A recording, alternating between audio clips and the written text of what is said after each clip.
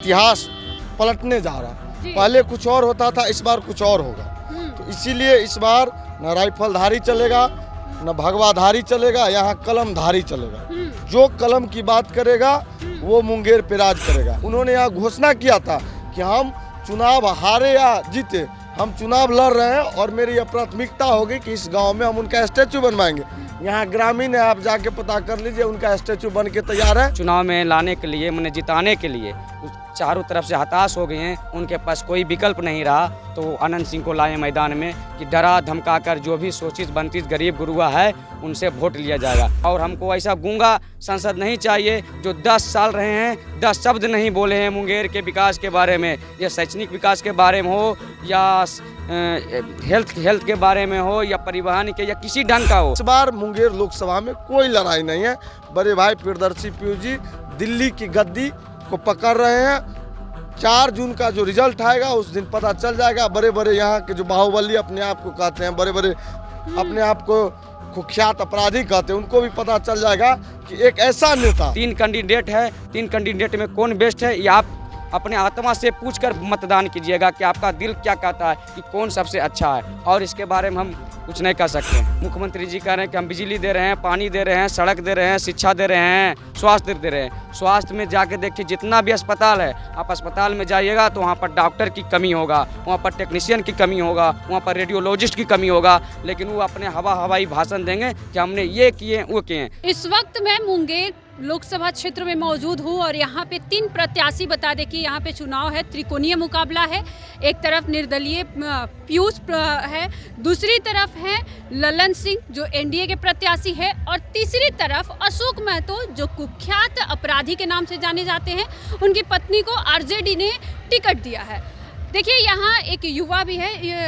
भैया, क्या लग रहा है कि यहाँ पे 3 प्रत्याशी है, क्या निर्दलीय, अभी तक मुंगेर में कोई भी निर्दलीय नहीं जीत पाया, तो क्या जीत पाएंगे इस बार? ऐसा तो नहीं है जो निर्दलीय कोई नहीं जीत पाया। आप ये कह सकते हैं उसका अंतराल बहुत कम है, लेकिन इस बार जो है मुंगेर लोकसभा का जो है इतिहास पलटने जा रहा है। पहले कुछ और होता था, इस बार कुछ और होगा। तो इसीलिए इस बार न राइफलधारी चलेगा, न भगवाधारी चलेगा, यहाँ कलमधारी चलेगा।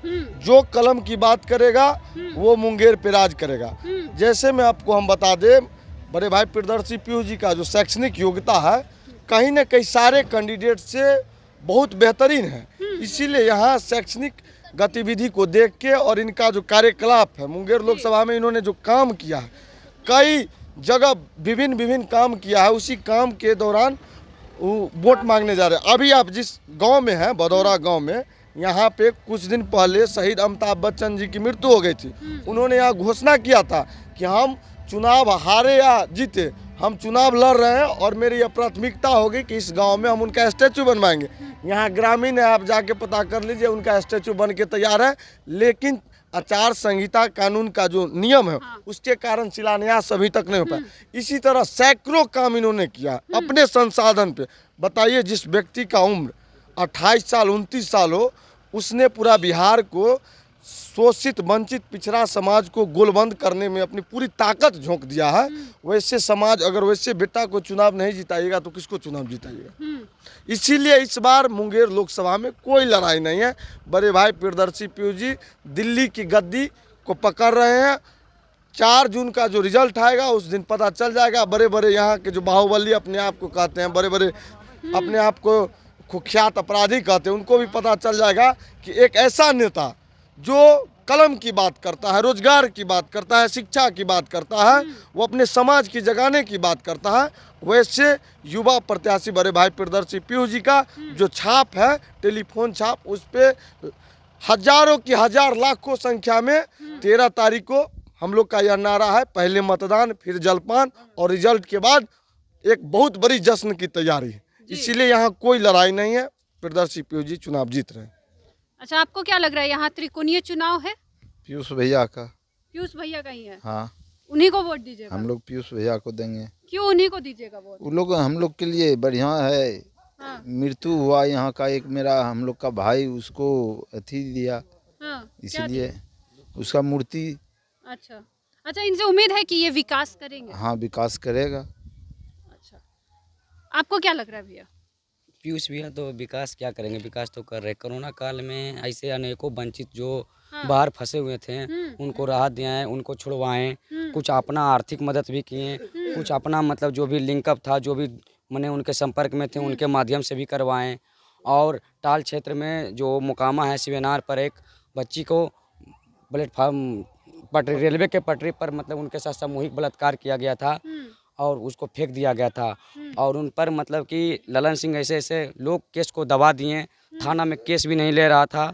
उस समय पीयूष भैया जी पूरे समाज को जो भी है सब जगह से जगा कर, सब जगह से आदमी इकट्ठा कर कर मोकामा टाल क्षेत्र में मोकामा को बंद किए। बंद करने के बाद भी इस शासन जो इस ढंग का शासन है, आप तो बता ही सकते हैं। जो अपराधी जो मतलब कि जिनको आप कह रहे हैं कि ये अपराधी है, इनको AK-47 मतलब आतंकवादी के श्रेणी में उसको माना जाता है।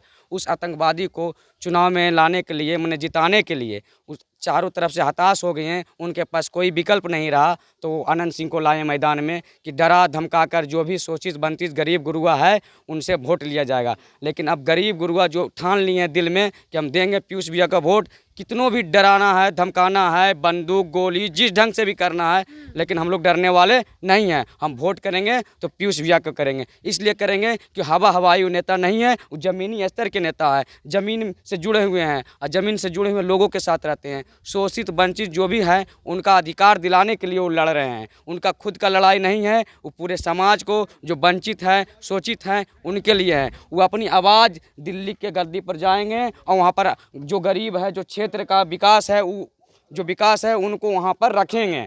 और हमको ऐसा गूंगा सांसद नहीं चाहिए जो 10 साल रहे हैं, 10 शब्द नहीं बोले हैं मुंगेर के विकास के बारे में, या शैक्षणिक विकास के बारे में हो, या हेल्थ के बारे में हो, या परिवहन के, या किसी ढंग का हो, या जो क्षेत्र में जल संकट, पूरे मुंगेर में सब जगह जल संकट है। बहुत सारे गांव में देखिएगा कि वहाँ पर टोटी जो हुआ है ना, जो मुख्यमंत्री जी बोलते हैं कि हर घर नल जल योजना जो लाए हैं, वहाँ पर क्या हुआ है कि टोटी में नल नहीं है, सब जगह पैंप देखिएगा लेकिन कहीं पर पानी नहीं बन रहा। उसका सही ढंग से ऑडिट नहीं किया गया है, जिसके कारण जल संकट भी उत्पन्न हो गया है। बड़ा बड़ा बोरिंग हो गया है और बोरिंग होने का लेयर ख़त्म हो गया है। लेयर ख़त्म होने के कारण लोग जूझ रहे हैं कि पानी हमको कहाँ जाए।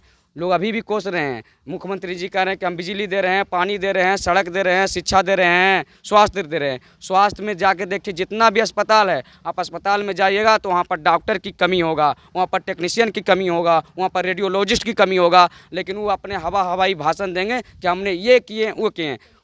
इस ढंग का कंडीशन है। इसलिए एक युवा ऐसा है जो पढ़े लिखे हैं, सोशलिस्ट हैं, जो जाकर संसद में, सदन में बोलेंगे, दहाड़ेंगे, वो अपने जनता के लिए लड़ेंगे, जो वंचित हैं उनको न्याय के लिए लड़ेंगे। हमको ऐसा युवा नेता चाहिए, और जो मतलब हवाई बात करते हैं, जो जनता के बीच में नहीं रहते हैं, ऐसा नेता को हमको नहीं चाहिए। और ये जो भी समाज होंगे जो अपने अधिकार के लिए चाहते हैं, तो ऐसा कैंडिडेट को नहीं चुनना चाहिए जो हवाई बात करते हैं और जातिवाद से पिले हुए हैं। उनको नहीं, विकास की लड़ाई होना चाहिए, जो विकास की बात करते हैं, जो विकास से जुड़े हुए हैं, जो ज़मीन से विकास कर रहे हैं।